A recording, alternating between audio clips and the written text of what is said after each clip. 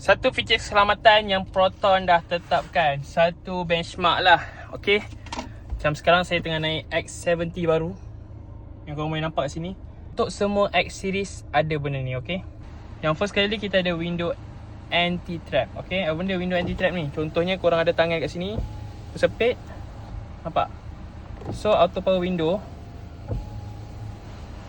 dia jadi selamat lah.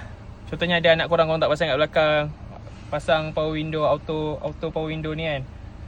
So dia ada satu sensor. Okay, satu sensor yang menghalang tangan korang daripada tersekat ataupun tersepit kat sini. Alright, anti-trap. Yang kedua kat power boot dia. Power boot dia apa safety nya?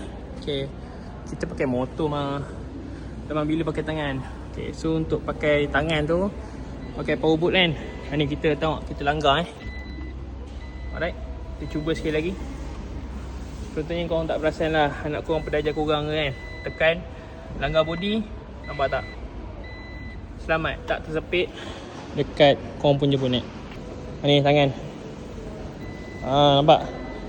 So feature keselamatan yang ada dekat X series. X series pun ada benda ni. Okay, korang tengah tekan dah cap kat depan. So yang bermana berminat dengan kereta Proton, boleh contact saya, tak kisah apa modal sekalipun. Okay, rebate ada, saya janjikan rebate ada.